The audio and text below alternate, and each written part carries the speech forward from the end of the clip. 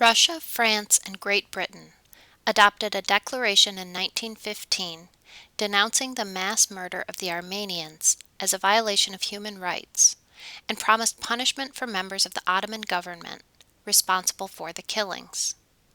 The Allied powers never enforced their declaration, except briefly in 1918 to 1919, when the last Sultan allowed prosecution of some Turkish officials for their actions. When Mustafa Kemal became head of a new nationalist Turkish government, he repudiated the convictions, and the Turkish government refused to recognize the mass murder of the Armenians. Thus, the first opportunity to declare genocide an international crime was lost, as well as the chance to punish those responsible for mass murder.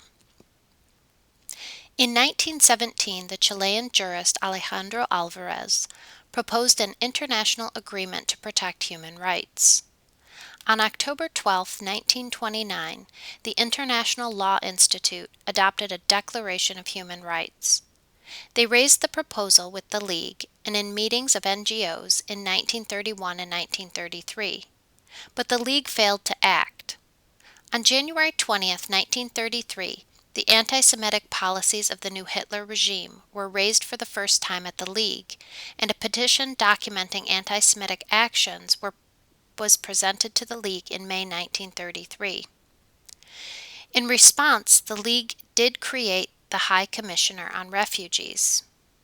The lack of action by the League and the unwillingness of member and non-member states to accept Jewish refugees led to the resignation of the High Commissioner. The League failed to deal with the anti-Semitic policies of Nazi Germany or the murder of civilians by Japanese troops in China. Raphael Lemkin coined the term genocide to explain the mass murder of European Jews by Nazi Germany. On December 3, 1944, the Washington Post used the term genocide for the first time in print to describe the destruction of European Jews.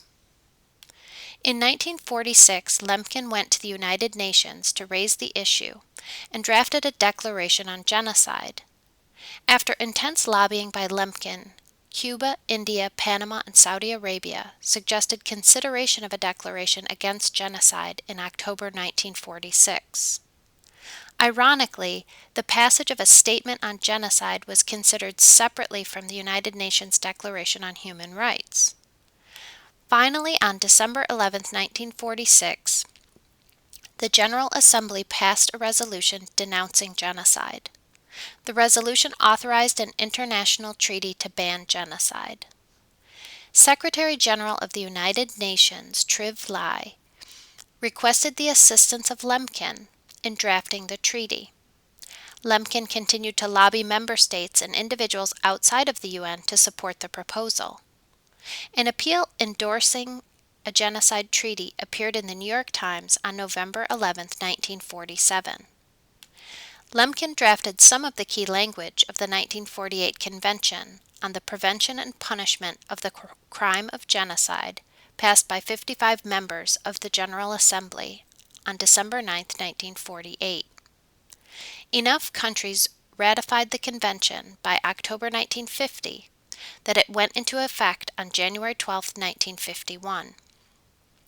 It condemned the killing in whole or part of a group based on religion, ethnicity, nationality, or race. President Truman actively supported ratification by the Senate in 1949. Since the United States had been the first country to sign the convention in 1948, the President assumed the Senate would confirm the agreement. Unfortunately, members of the Senate raised objections. Southern senators expressed concerns about interference by the United Nations with the segregation laws, and some Northern senators wondered if the United States might be prosecuted for its treatment of American Indians. A number of senators targeted the foreigner Lemkin because he was Jewish. Anti-Semitic senators on the Senate Foreign Relations Committee, like Senator H. Alexander Smith from New Jersey and Henry Cabot Lodge from Massachusetts, made clear their distaste for Lemkin and his role in developing the Genocide Convention. Some senators saw the convention as a means to protect Jews, which they opposed. Others expressed concern that it would violate American national sovereignty. The outbreak of the Korean War provided an excuse to table action. When President Dwight David Eisenhower took office, Lemkin hoped the president who had visited concentration camps after the war would speed Senate ratification. He did not, and Secretary of State John Foster Dulles rejected the concept of genocide as meddling in the internal affairs of other nations.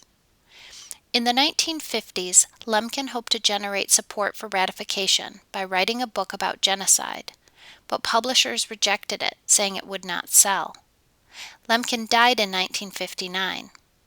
In 1967, Senator William Proxmire from Wisconsin pushed for Senate ratification, but he failed.